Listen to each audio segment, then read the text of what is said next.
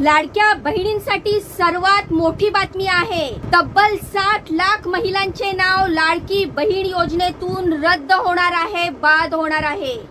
तर तुमचे देखील नाव आहे का या यादीमध्ये की आता तुम्हाला मिळणार नाही लाडकी बहीण योजनेचा पुढचा हप्ता?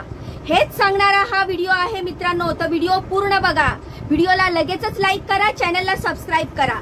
तर हाय हॅलो नमस्कार, कसे आहात मित्रांनो तुम्ही? आय होप की तुम्ही मस्त असाल, मजेत असाल।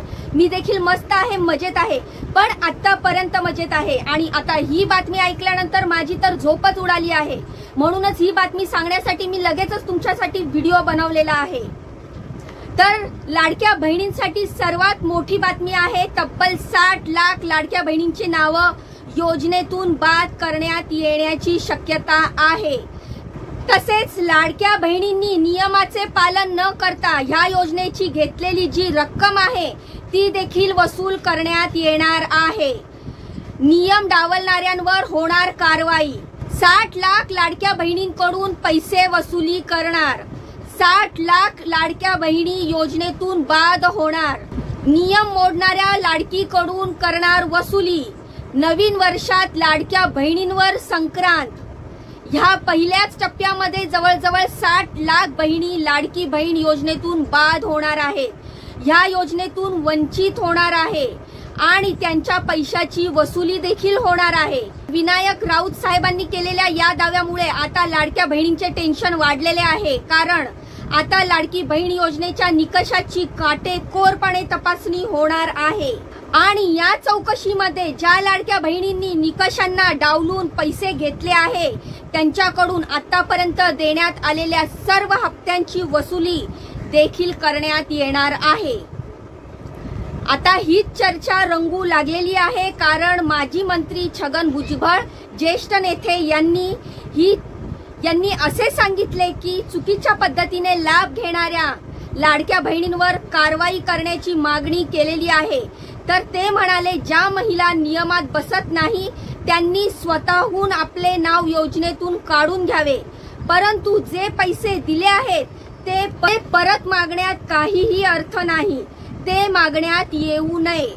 जर तुम्ही नियमात नाही आणि तरीही योजनेचा लाभ घेत असाल तर तुम्ही स्वतः आपले नाव या योजनेतून काढून घ्यावे, म्हणजेच तुम्ही स्वतः ह्या योजनेतून बाहेर निघावे, नाहीतर त्यांची दंडासकट वसुली करण्यात येईल।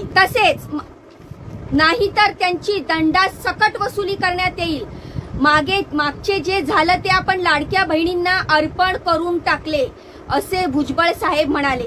साहेबांच्या या विधानामुळे सर्वत्र खळबळ माजली आहे, कारण लाडकी बहीण योजना बंद होणार की काय अशी भीती बहिणींना वाटू लागली आहे। पण ही योजना बंद होणार नसली तरीही नियम बाह्य महिलांना योजनेतून वगळले जाणार असल्याचे नमूद केले आहे। याबाबत चंद्रशेखर बावनकुळे साहेब म्हणाले की योजना काय बंद होणार नाही, मात्र नियमाबाह्य ज्या लोकांनी पैसे घेतले असतील त्यांना पुढे योजनेचा लाभ घेता येणार नाही।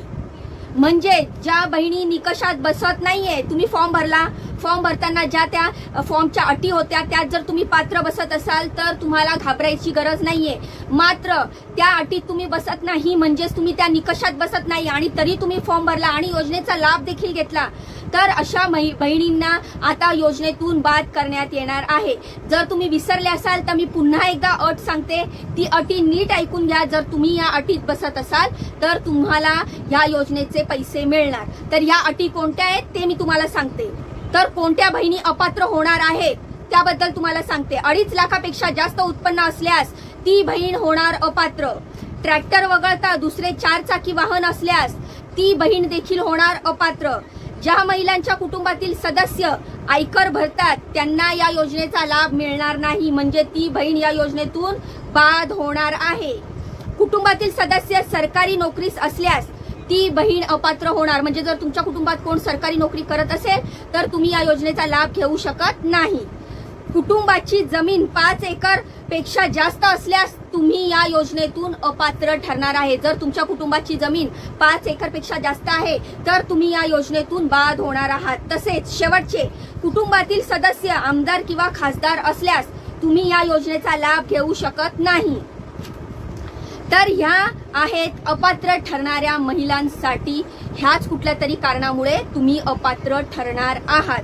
तर राज्यभरातील 2,63,00,000 बहिणींनी अर्ज दाखल केले होते.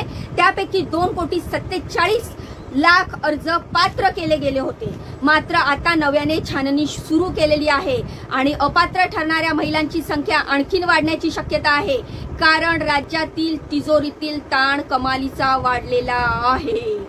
म्हणजेच राज्यातील तिजोरीचा ताण वाढलेला आहे. त्यामुळे हा ताण आता कमी करायचा आहे आणि त्यासाठी श्रीमंत बहिणींना ह्या योजनेतून बाद करण्यात येणार आहे.